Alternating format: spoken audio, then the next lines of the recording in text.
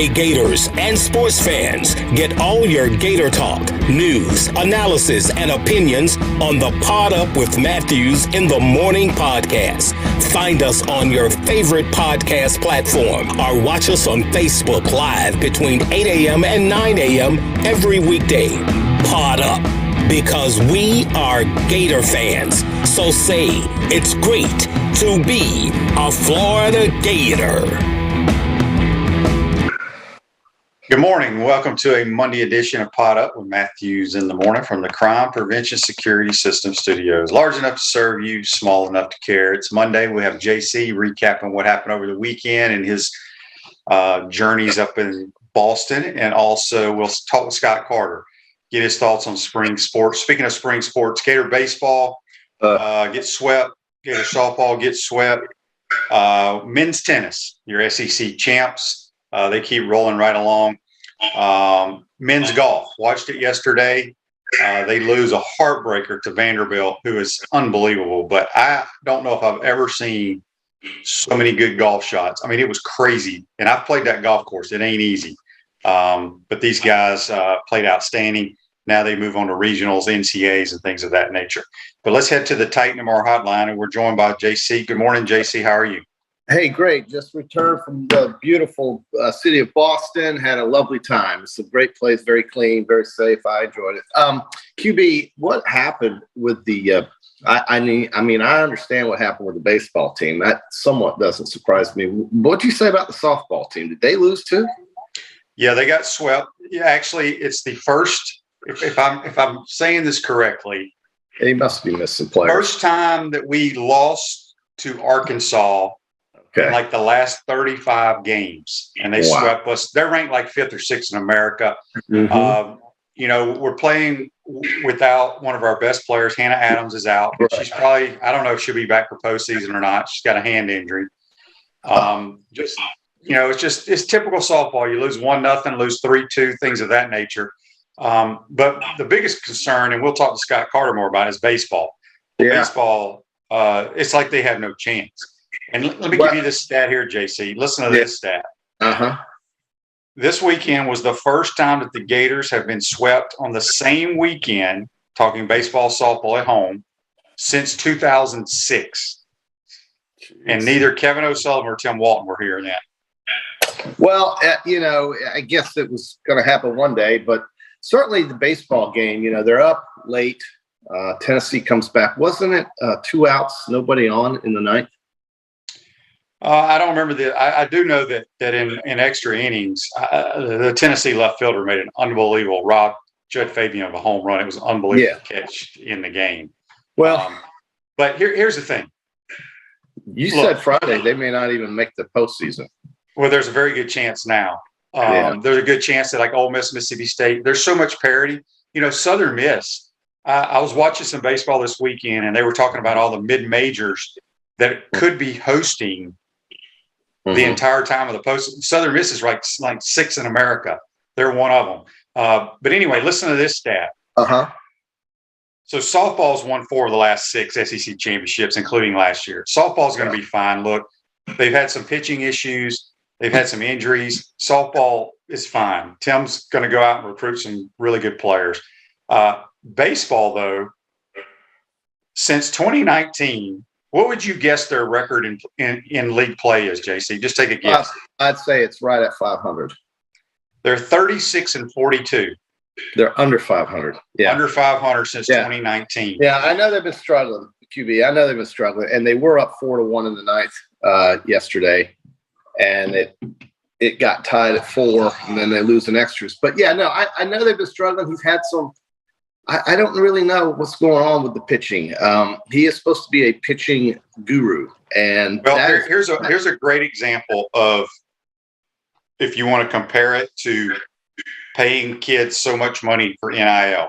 Okay, Sully does a great job. I think a lot of these kids we were recruiting could have taken money and gone played Major League Baseball right out of high school. They're all top-notch pitchers, and we're not hitting great either. So let's just not put it all on the pitchers, but sometimes they just don't pan out.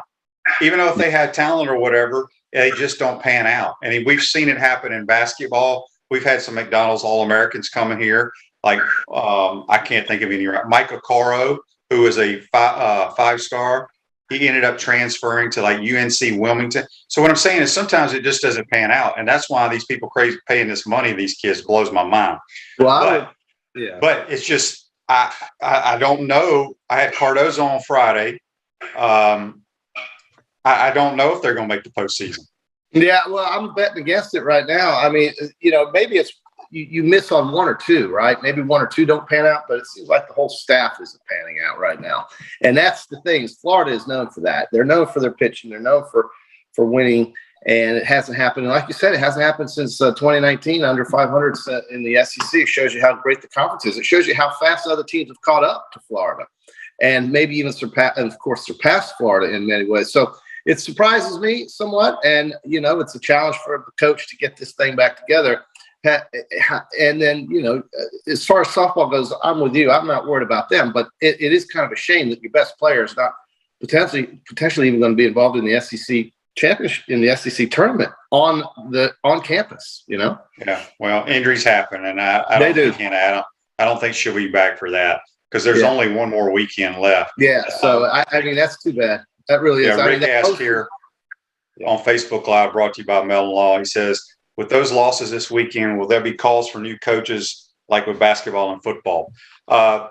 Look, people have been after Sully for the last couple of years for a lot of different reasons. I don't see him going anywhere.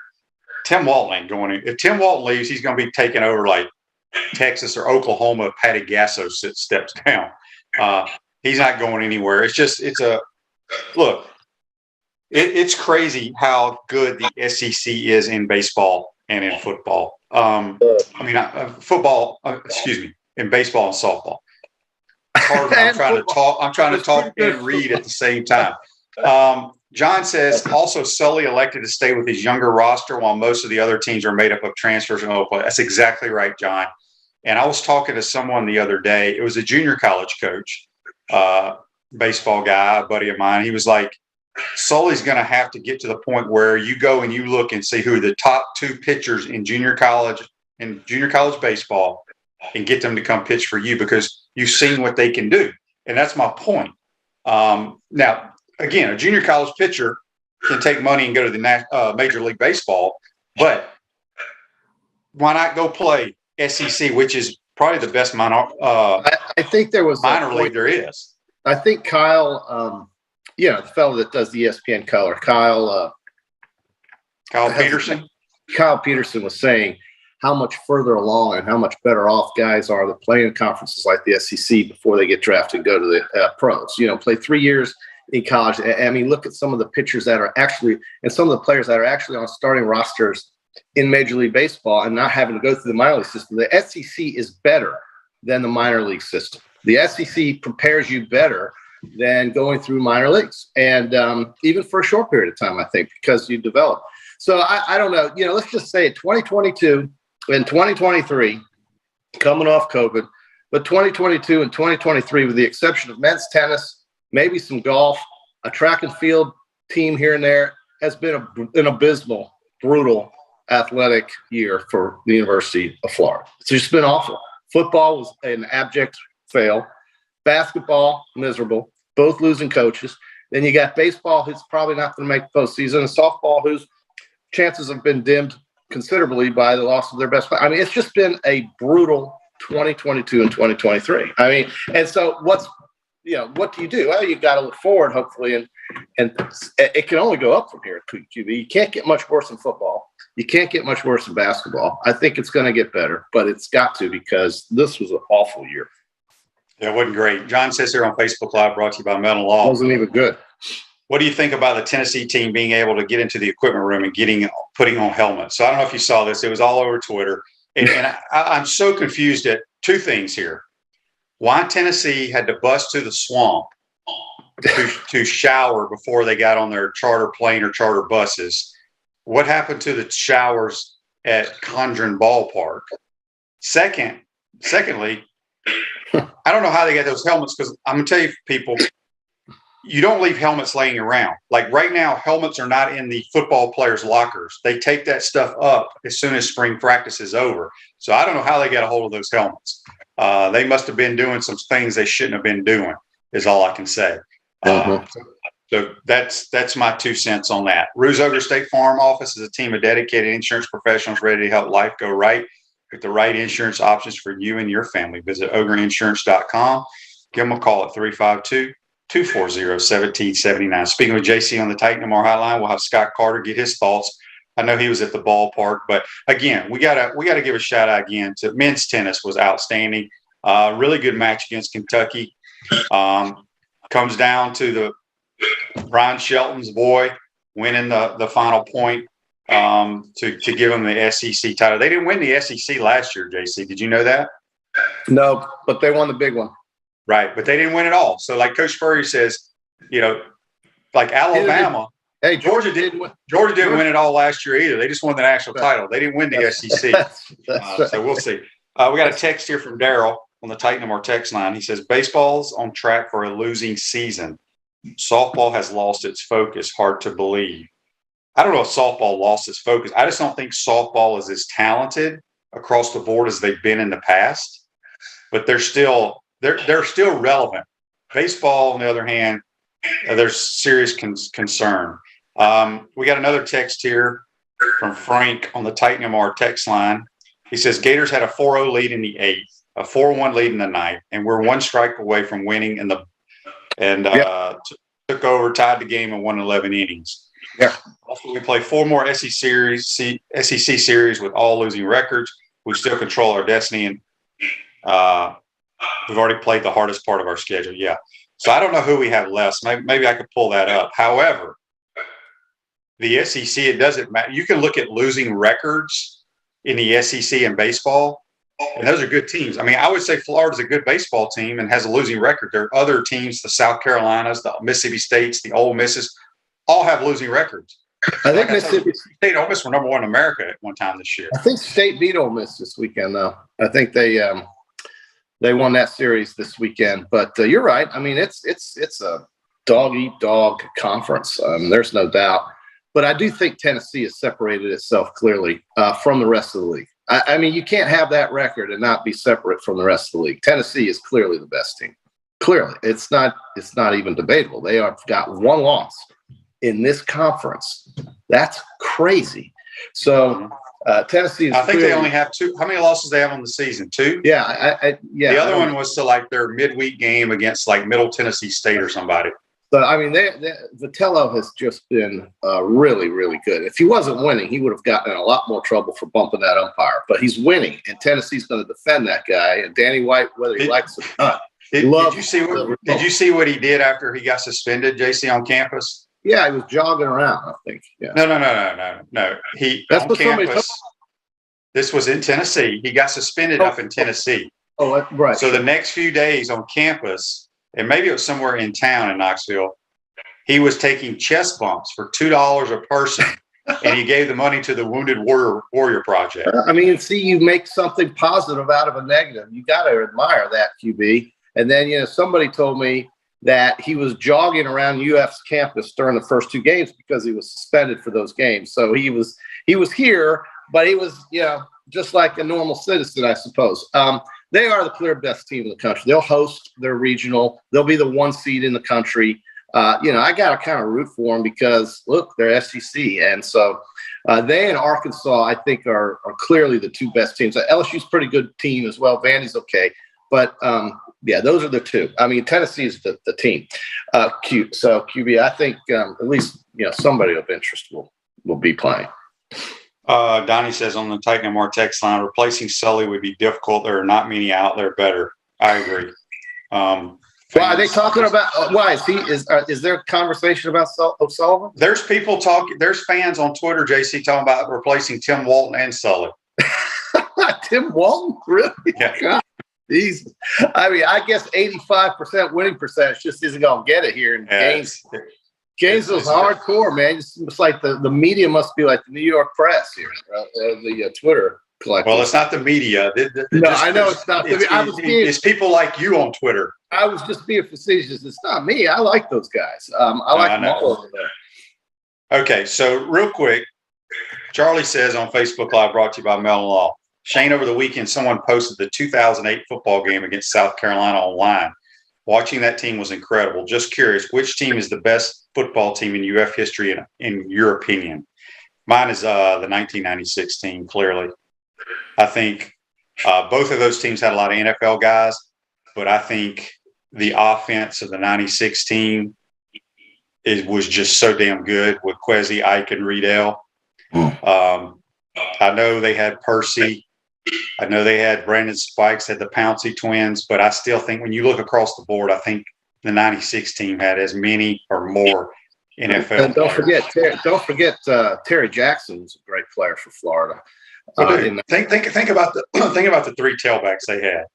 Yeah, they had Fred Taylor, Terry Jackson, and Elijah Williams. Yeah, and then Elijah Williams ended up switching over and playing DB in the National Football League. I know, that's right. That's right. Well, he wasn't the first one to do it. There was another guy, Quentin Dunbar, also is a player for Florida that ended up going to the league to play defense after trying wide receiver here at Florida. Isn't that interesting? I found that interesting. There's Quentin Dunbar on the coverage for the Redskins. Listen, that's a good question. I mean, you certainly can make that argument for either team, but I get it. I favor the 96 guys as well. Yeah, even though they lost to Florida State. They sure did make up for it in the Sugar Bowl. We all knew that was going to happen after Ohio State beat Jake Plummer and Arizona State in the Rose Bowl, opening the door for Florida. That day was so different now than what we're talking about today, and also, of course, with the postseason, the way it's structured. It's amazing how different it is. Yeah, here's another text on the Titan MR text line from John. He's talking about how the Tennessee baseball team went to the swamp and celebrated with Gator football helmets on. I am so confused, as I just mentioned, why they had to go over there to shower. Secondly, they weren't in our football locker room. They were probably in the visiting locker room. But why there were helmets in there makes no sense to me because, like I said, when there are no helmets or anything in the lockers once the spring is over. Those are all locked up or sent off for reconditioning. There's no pictures of it, right? Yes, they're all over Twitter that these kids have white Gator helmets on. Oh, white Gator helmets. So I don't know where they got them. They broke into something, in my opinion. Well, how can that be allowed? I mean, why wouldn't the University of Tennessee make some sort of statement or be held accountable for that? You can't have that. I mean, I don't know if they broke in. I'm just saying I know how locker rooms work. Mm-hmm. When you're not in season, your helmets are not in your locker. They are your shoulder pads. So I don't know where they came up with all that stuff. So anyway, it's all over Twitter.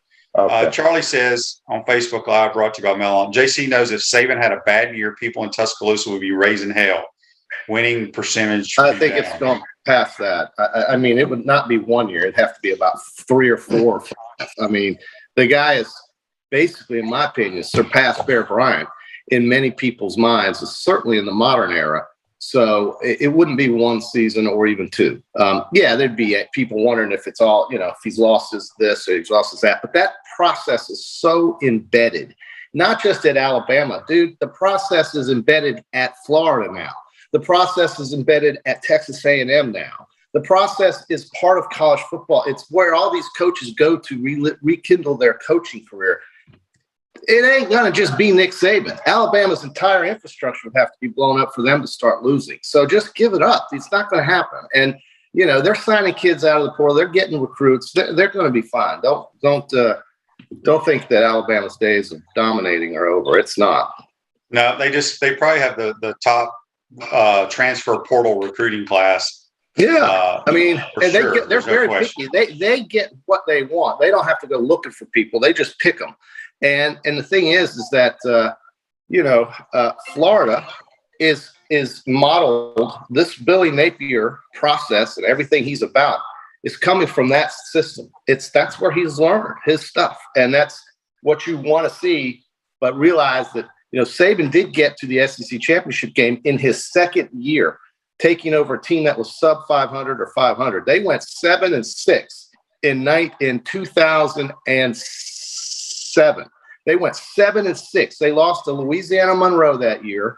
They won the Independence Bowl, beating Colorado by a touchdown, and they finished 7-6 in his first year. It wasn't until the second year that they got to the SEC championship, lost to Florida because Tim Tebow had the ball for 13 minutes out of the 15 in the fourth quarter. I'll never forget it, converting every third down that was there. And then in 2009, they won the SEC, and it was on from there. So, it happened quickly up there. I'm not saying it won't happen quickly here, but it might take a little longer because it just seems more competitive with regards to getting kids now. Yeah, Alan says here on Facebook Live, the 84 team was kept away from winning the conference, but they did win it all in the field. That team had the best offensive line ever and went on to the next level. Yeah, 84 had a lot of really good players. I agree with that.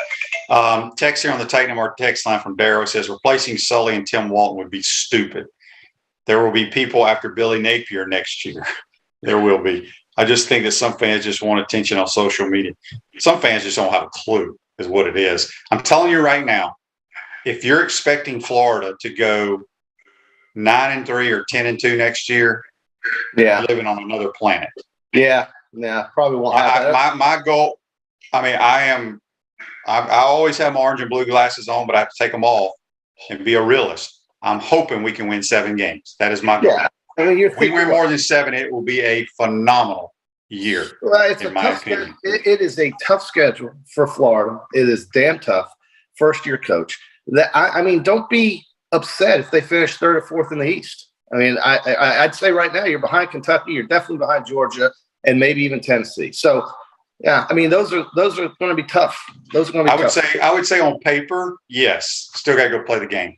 Lauren says on Facebook Live, talking about the helmets where they left out from recruiting pictures. Possibly, but what I'm saying is I have a hard time believing they let Kentucky. They let Tennessee in our football locker room.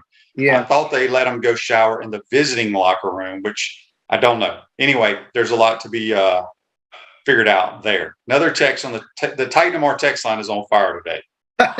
It's Monday. This is Bobby. Bobby says the portal line to get in Alabama is longer than the line at Chick-fil-A. That's a long one. They're long no matter where you are in America. These damn lines are long. Yeah. Well, listen, the football schedule, your first 2 games are Utah and Kentucky. You'll be probably, I don't even think, I'm thinking it would be hard for me to see them being favored in either one of those 2 games. And then after Florida, Kentucky, you get South Florida, but then you travel to Tennessee. Missouri is never an easy game. Should win that, though, at home. Then it's LSU, then it's Georgia, and then it's Texas A&M and South Carolina. I forgot about South Carolina. Well, maybe South Carolina beats Florida too. They just ran them over in Columbia.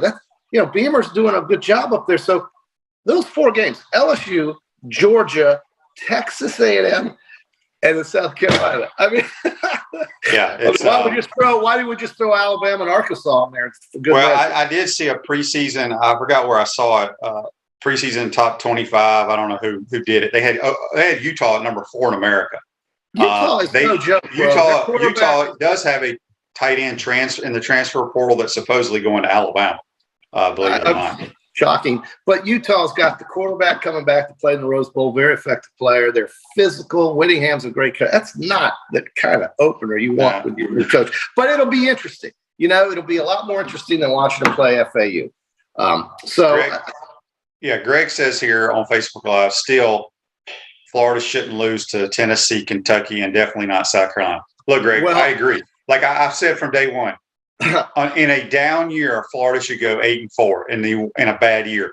But what he's taking over from a talent standpoint, like I said, 7 wins in my opinion will be great. And John says, I did see this. I don't know if you saw it, JC, but OU had 75,000 people at their spring game, and they had to pay to get in. Brent Venables sold tickets. They got new life up there with Brent Venables. They lost both quarterbacks. And who knows what they're going to come out with. But that's amazing. Nebraska had 56,000. I think Nebraska and Oklahoma will play this year in Lincoln. I love these games, these interconference games. It's funny to say Oklahoma, Nebraska is an intra-conference game or whatever the term is. They're not in the same conference. It's strange. But they'll be playing out-of-conference football games, as we just saw Florida playing a Pac-12 division, the Pac-12 champions, basically playing the Pac-12. Speaking of OU, did you see the Heisman statue of Baker Mayfield? I did not see it. Okay, you got to Google it. It looks absolutely nothing like Baker. Oh. He's not wearing a helmet. It's the worst. However much money they spent on it. I would be curious what the other Heisman statues look like in Norman, but his is horrible. Yeah. I was embarrassed for him. Well, I did see Paul Revere's statue. Did you know he had 16 kids, QB? 16? You know what? I did know that. I mean, who the hell knows that? You knew that? No, I didn't. Oh, okay. 16 kids. Do you know that the city of Boston has, are you ready for this? You want to talk about a college town? There's 3 million people in Boston. They have 250,000 college students in Boston. 250,000 college students in Boston. Well, you got Harvard, you got Boston University, you got, what else you got up there? Well, you got Boston College, you got MIT, you got Northeastern, you got Suffolk University, you got Cambridge. I mean, it's unbelievable. 250,000 college kids run around in Boston. Unbelievable. Now, real quick, we got a text here on the Titanmar text line from Joe. Joe says, when Gator football wins only 4 games next year and Twitter goes nuts asking for Billy to get fired, he's the type of leader that will stand up and yell something back at the fans. Oh. Logical fans know football is a 3-year ordeal before we win and win big. Well, yeah, it's a minimum of 3 years. It's so much more competitive today than the reference I just made to Nick Saban in 07. 07 and 08 are completely different time periods, different worlds in college football. And, he was able to win the SEC West in the second year. It's probably not going to be the case here at Florida in the East. And, but the process of what he's doing is replicating, or it's learned from the Nick Saban world. And that's a good thing. And Billy's going to do his own thing.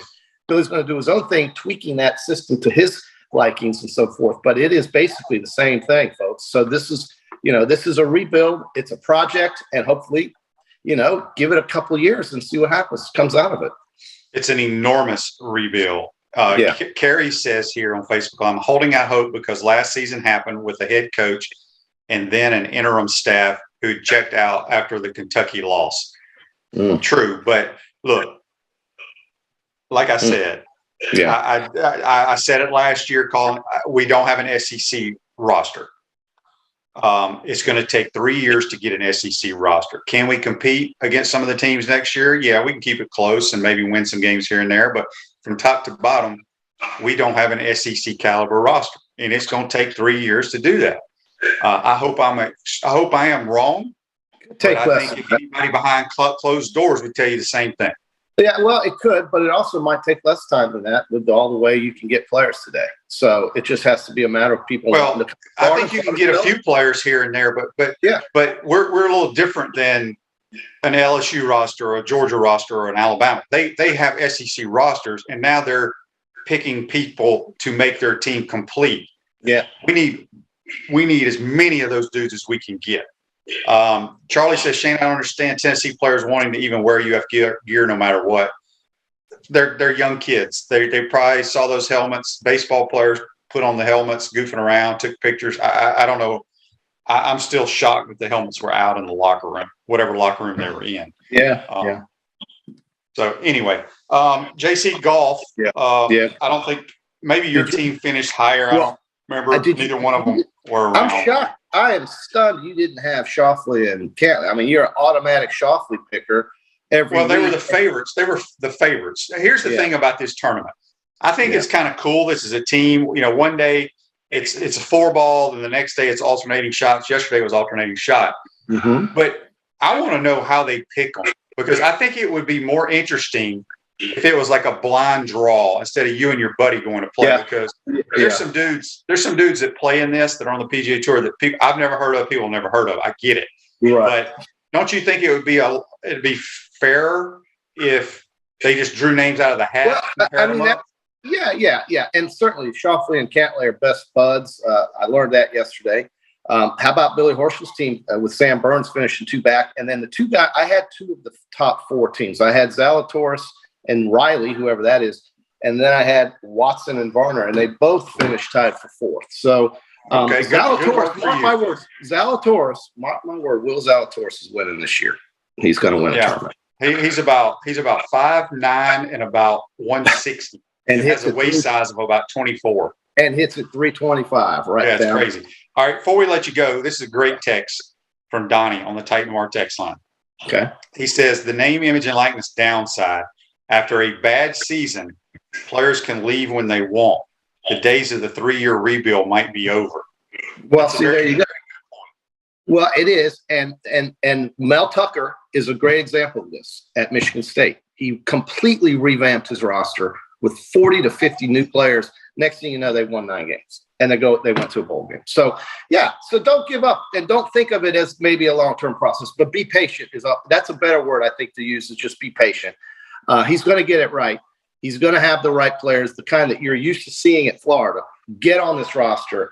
But that's a good point. I mean, it was completely redone at schools like Michigan State, even Purdue, and next thing you know, they're winning 9 games, 10 games. Yeah, well, the difference is I think you can really win quicker because there's only about 2 or 3 decent teams in the Big Ten. There's a lot of good ones in the SEC now. But you got better players down here too, QB. You got a bigger pool. So when I say get the roster the way he wants, I'm talking about from the high school recruiting process. It's going to take he had a really good signing class for being on the job for 20 days or whatever it was. Yeah. But to get the roster SEC caliber will take at least 3 years. But he's exactly right. If a kid's not playing or if you're not winning, it's no different than why do you think that kid at Louisville, that wide receiver, in the portal, he knew that some big school who's winning is going to want him, and now the damn kid's going to go play for a title probably at Alabama. Exactly. I mean, that's just the way of the world right now. So hold out hope. The roster is going to get right. He knows what a good roster is. He'll get it there. But it's, again, SEC, yes, tougher than Big Ten, but much bigger pool of players to get from. But they come from all over. I mean, they come from everywhere. So we'll see. All right, before I let you go, JC, you didn't happen to see any of the SEC championship golf match yesterday, did you? No, I was traveling. Yeah. Oh my gosh, I don't know if I've ever seen so many good golf shots yet. Yeah, you said that. Yeah, you said we almost had 2 hole-in-ones on a 220-yard par 3. It was crazy. Well, I'm loving JC Deacon. Getting this program where it belongs. I mean, my God, he's got to work with the worst facility in the country. Third world facility over there at UF. But he's got players that are balling. God bless him. Good for JC. I hope he wins. Yeah, so he also has Dudley Hart as his assistant coach. And, it doesn't hurt. That doesn't hurt. Yeah, they lost to a team that was ranked higher than them, and Vanderbilt was very solid. But you get another shot at him probably down the road. Yeah, no question. All right, JC, have a good day. We'll talk to you on Wednesday. You bet. Thanks, guys. Let's JC join us on the Titan Noir Hotline. Going to take a quick timeout, come back. We'll be joined by Scott Carter from FloridaGators.com. You're watching and listening to Pod Up with Matthews in the Morning. We want to take this moment to thank all our sponsors who keep the show going and pay the bills. Crime Prevention Security Systems, large enough to serve you, small enough to care. Titan MRI, Gainesville's only locally owned and operated MRI facility. Meldon Law, won't back down. Peachland Dental, Gator Nation's first choice for dentistry in Port Charlotte. Comfort Temp, comfort is our business, peace of mind is our promise. QC Kinetics, live pain-free with QC Kinetics. Our Gridiron sponsors are Auto ER, UF Bookstores, Celebration Point Town Center, South State Bank, Chris Doring Mortgage, Silverback Concrete Co., Ruse Ogra Agent, State Farm Insurance. Some of our touchdown sponsors are Campus USA Credit Union, Adams Rib Company, Doreen Wiebe Realtor, Caldwell Banker, MM Parish, Gator Dominoes, Celebrate Primary Care, Gator Bait Media, Style Cuts, Big Mills Cheesesteaks, Ironwood Golf Course. If you are interested in promoting your business on the show, visit podupwithshane.com and click the advertise button. Again, thank you to all the great businesses that support the show. If you like what we are doing here, make sure you follow us and support the businesses that support us.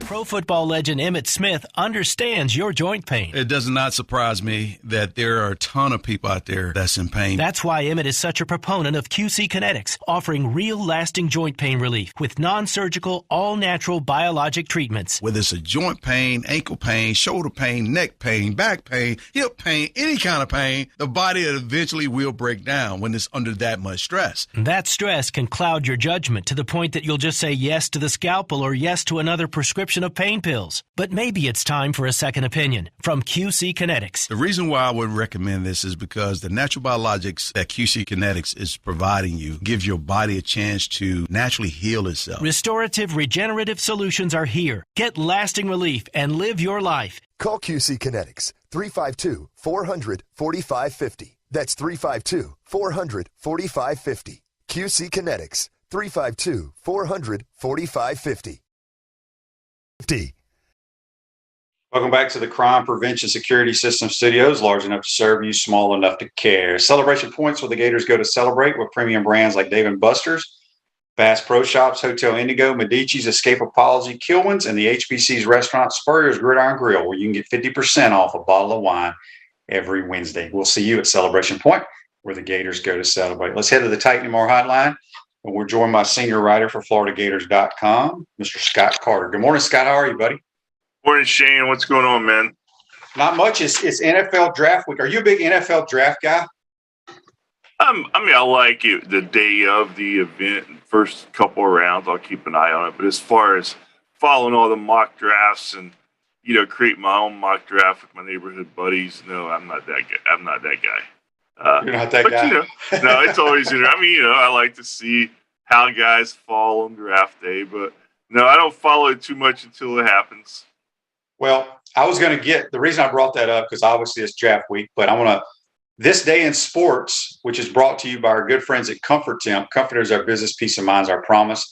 Give Comfort Temp a call at 352-376-236. This day in sports in 1993. The Washington State Cougar quarterback, Drew Bledsoe, is the number 1 overall pick by the New England Patriots. You know who else was in that 1993 draft? I'm going to guess you were. Yeah, but nobody called me. I didn't get drafted, Scott. You didn't get drafted? I'm still pissed about that. Huh. Looking back, what was the draft? How many rounds back then was it? Was it 12? I don't know if it went from 12 to 7. It used to be 12, but I can't remember what year they dropped to 7. Yeah. I'm a little surprised by that because you're Well, I'm still surprised, 30 years later, I'm still surprised about it. But, heck, I think there was 14 quarterbacks taken, and I lasted longer than only one. And that was Mark Brunell, who played 19 years. I got 14 in. I think Bledsoe got 13 in. But, yeah, so I thought that was interesting. Yeah, it is interesting. I was not a happy camper not getting drafted. But anyway. I'm guessing some of those other 12 quarterbacks who did get drafted besides Bledsoe, probably most people haven't heard of 3 or 4 of them. Yeah, that's true. That's true. So, Scott, let's start with the good stuff. Brian Shelton's crew just win. I didn't realize this. They did not win the SEC last year, but won the national title. Yep. So as Coach Spurrier says, they didn't win it all last year. They just won the national title. But they have a chance now to win it all because they got their SEC. But, man, they're fun to watch. Yeah, this is such a competitive group. And Brian Shelton worked for several years to kind of mold this program to where he wanted with not only talent but culture. And it paid off last year. Like you said, they lost in the SEC finals last year to Tennessee. This year they knocked the balls out, and then, of course, won yesterday to get the SEC title. I think their first since 2016, Shane. And, this is a lineup that's, Ben Shelton has emerged. That's Brian Shelton's son, the coach. Ben Shelton's emerged as he's going to be I think he's going to be a great pro player if he continues to, stay healthy and play at this level. Sam Rafis, what a memorable national title he had last year. Then he went on to win the singles national title. He's playing well. it's just a fun, like you said, it's a fun team to watch. They're such competitors, and it was on a weekend when they did what they did when the Gators needed something good, because for some other teams it wasn't so good. But the men's tennis team, they went up to Athens and they delivered, man. Let me ask you this, because once you come to school in football as a football player, you have to be in school for 3 years to be eligible to go pro. Baseball, if you come how many years do you have to be once you enroll in school? Is it 2 years? 3. Well, you come Three, in. You can't go back in the draft until 3 years. So. Okay, so what is the process for, let's just say, Ben Shelton? I mean, he's the number one player on our team now. This is only year 2 for him, I believe, or is it year 3? Yeah, he's a sophomore. So he has to basically stay in school for another year till he can decide to go pro. Well, in those sports, I mean, you can go pro at any time, but there's a loophole, I think, to where you can play X amount of pro events and still come back to play. So I think he could test his chances in some pro events as an amateur, like if he wanted to this summer, but then be able to come back and have eligibility with the college team. So I don't know exactly how those rules are written, but there is an option for those guys to kind of test their skills on the pro level and then come back to college. But at the same time, they also have you can go pro anytime you want to in those sports. That's what I thought. Yeah. So. And watching that, if our listeners have never watched it, you got to watch the next time it's televised, because it's exciting. But you talking about dudes talking so much trash to one another, it's unbelievable. And I saw that Brian Shelton, the head coach, and I don't know the Kentucky's head coach's name, but they were kind of having words with one another. I mean, it's crazy. Yeah.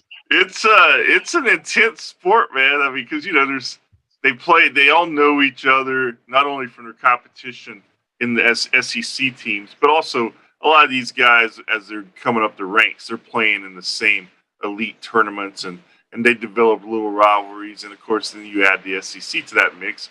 Yeah, there's some real trash talk. It's not your grandfather's tennis, Shane, that maybe we remember. Exactly. I mean, there would be a lot of 15 yards on sportsmanlike conduct penalties if they had a flag to call in tennis. That's right, man. Men's golf loses. I watched the whole match. Yeah. It was unbelievable. Also, a shout out to John Dubois, if I pronounced his name correctly. That's right. He wins the overall singles event. And I think the only other Gators that have ever done that are Steve Melnick, Brian Gay, him, and maybe one other. I'm not sure, but you've done your homework this morning, man. What's that? You've done your homework this morning. Well, I watched. I had a lot going on, so I watched, and I'm a big golfer, and it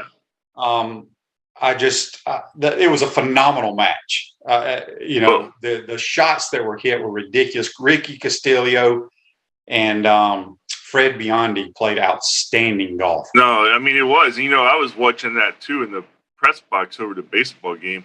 They had it on, and it just spoke to me. Not only was it a great competition, high-level golf, it also this is such a different world, man. When you can, on a Sunday morning now, you can watch like the match play SEC golf championship, and it's like watching 25 years ago, the big PGA. Now it's all accessible, and the Gators, I just thought John Dubois, I mean, I would have predicted Castillo or Biondi as the guys who maybe would have won the singles championship, but then Dubois comes along and just has a tremendous tournament. And the Gators, I think they've been kind of sleepers all year, Shane. You look at their talent, they have the capability to do what they did up in Georgia during the weekend, and they finally put it together. So now we'll see if they can carry that momentum into the NCAAs, because this is a team. It's a talented roster. And, JC Deacon, he's had some really good players in that program in his time here. And they've knocked on the door a couple of times. But you just don't know, man. You get a guy like Dubois who suddenly figures some things out that can change the outlook in a hurry. Yes, indeed. At Chris Doring Mortgage, they do mortgage lending right, helping home buyers throughout Gainesville and North Central Florida. Call Chris Doring Mortgage at 352-244-0840. A few more minutes here with Scott Carter from FloridaGators.com. We got a text from Jonathan on the Titan MR text line. He says, Scott, can you tell us more, switching to baseball now, more about Tennessee wearing Gator helmets in the locker room? Someone needs to get fired for this. First of all, does the visiting locker room at Condren Ballpark not have showers? I'm going to ask because I saw that last night like everybody else. I was kind of surprised because I left the stadium about an hour after the game or a little less. Most of the Tennessee players were still out there by the bus in their uniform talking to their fans and family. That's just a common sight. I didn't think anything of it. But I guess after that, they went over to the swamp to shower, and you saw the pictures. And I have a couple of thoughts on that, Shay. First of all, first thought was like, wow, does Condren Ballpark, like you said, not have visiting showers? Because I've been in major league clubhouses all across the country, and that's one of the things that is attached to all of them. They have a shower. Minor league too. They have a shower right next to the clubhouse where you shower and get out. So I don't know. I'll have to ask that. That's a good question. And second of all, I think it's probably rare for them to come over to the swamp and shower after a series. I know they had a chartered flight. I was talking to their SID. A lot of these teams, they fly commercial, but I guess they had a chartered flight, so maybe they had a little extra time where they could go at their own pace a little bit after the game, so they wanted to go over to the shower. I don't know how the helmet thing. I would imagine, I'm down in that area a lot. You see helmets here and there. It's just a workspace. I didn't think much of it, but it obviously got a lot of attraction. I thought it would have been worse if they had pictures of Gator helmet and they were somehow desecrating it or something like that. I just thought it's some kids putting on a helmet, Yeah, obviously I could be wrong, but there's no way they let them in the main football locker. This had to be the visitors' locker room. Yeah. And I'm not sure, as I said earlier in the program, spring practices, helmets aren't laying around in your lockers. They take them and put them, lock them up.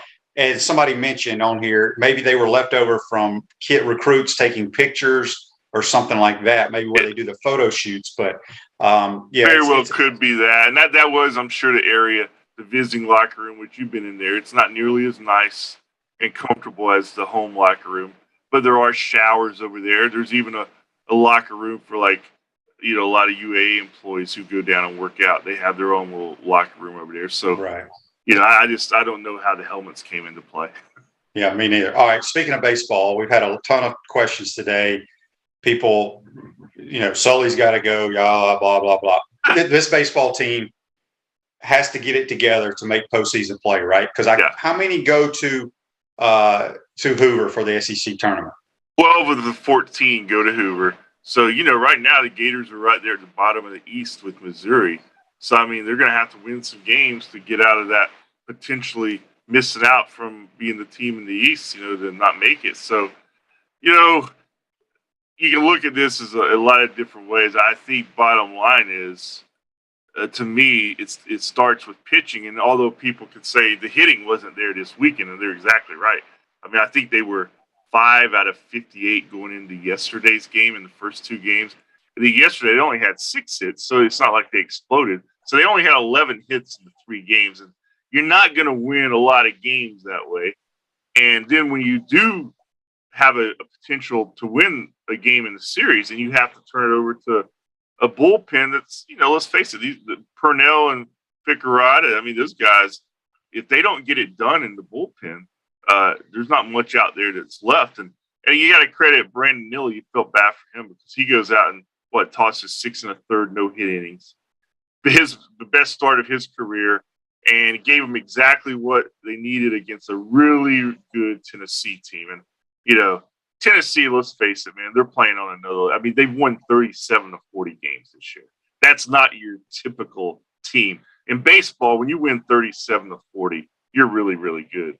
And they came back yesterday, and it was a tough loss. It was very disappointing after it. And you could tell Kevin O'Sullivan, there's not a lot of answers at this point. It's just a matter of getting some key performances at key times. And he doesn't have I don't think the pitching depth that they're accustomed to, and it's showing up on a regular basis in these SEC series. And then when you're playing a number one team in the country, you only get 11 hits in 3 games. You're lucky you even had a chance to win one, to be honest with you. Yeah, good point. Softball gets swept. It's the first time Arkansas has ever beat us in a series, I believe. That new coach, she's been there a few years, has really done a great job with their program. Yeah. I've lost track, and I meant to look it up before the show. I think we only have one more series left in softball, and then the SEC tournament in Gainesville.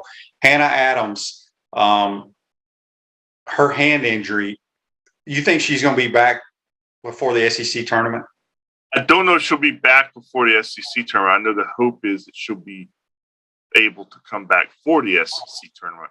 That's kind of the target I think they're looking at. And, that's a big loss for this team, obviously. And, they suffered 3 in a row against Arkansas. And I think there was a tweet because I was interested in it myself. I haven't had a chance to look it up. But, that's the first time I think the softball and baseball teams have been swept at home in the same weekend since 2006. And that was before Walton or O'Sullivan were even here.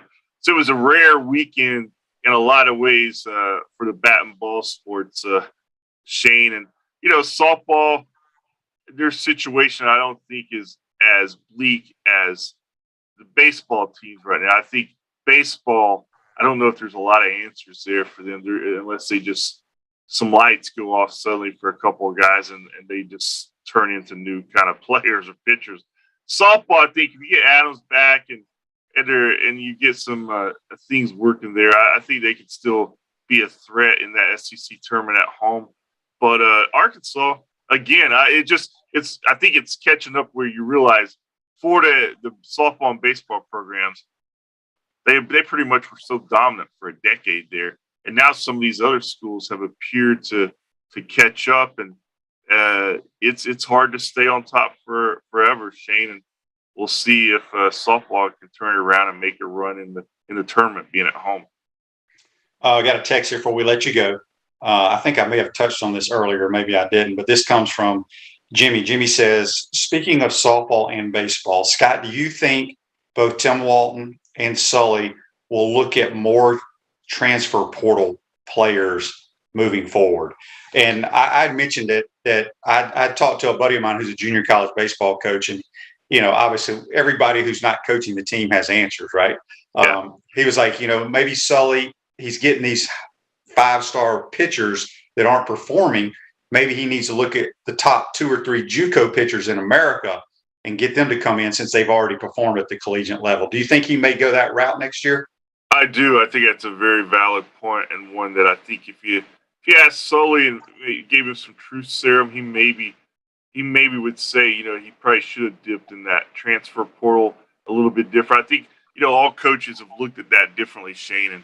And when you're getting those prospects like he does, it's still going to take a year or two most of the time for those guys to be peak form. But I had a conversation with somebody in the press box about this exact topic yesterday. You look at Tennessee, and I don't know how, and they're not, their pitching staff's pretty young, but you look at their lineup, and those guys look like men. And to some of the Gators who, they've got some of those guys, but they're also, you can tell the Gators have a couple of guys in the everyday lineup who they're not quite built like Tennessee's guys were. And I think you can help yourself in college baseball a lot in the transfer portal, especially on the mound. You get a couple of those kids, like you just said, a couple of JUCO guys to mix in with those top flight prep prospects, and suddenly you have a nice balance. And we've seen Sully go that route in the past, but not to the degree I think where it's probably going to be needed in today's game. It's just a different game. Yeah, no question. Scott, we appreciate your time as always. Hopefully things will turn around next weekend series, and we'll talk about it. But have a good week, my man, and we'll talk to you soon. All right, Shane, take care, buddy. Scott Carter from FloridaGators.com. Join us on the Titan MRI hotline. I hope you enjoyed today's program. Make sure you go tell all your friends and family to follow our program, and we will see you tomorrow on Tuesday. Have a good day. We want to take this moment to thank all our sponsors who keep the show going and pay the bills. Crime Prevention Security Systems, large enough to serve you, small enough to care. Titan MRI, Gainesville's only locally owned and operated MRI facility. Meldon Law won't back down. Peachland Dental, Gator Nation's first choice for dentistry in Charlotte. Comfort Temp. Comfort is our business, peace of mind is our promise. QC Kinetics. Live pain-free with QC Kinetics.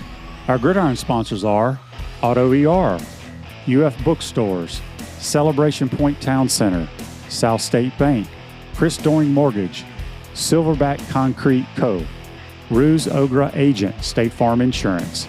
Some of our touchdown sponsors are MB Listing, McDonald's of Gainesville, Aikido America, 84 Lumber, Tropical Smoothie Cafe, Avera and Smith, Dowling Signs, Baker's Sporting Goods, Silver Cube Billiards and Sports Bar. If you are interested in promoting your business on the show, visit potupwithshane.com and click the Advertise button. Again, thank you to all the great businesses that support the show. If you like what we are doing here, make sure you follow us and support the businesses that support us.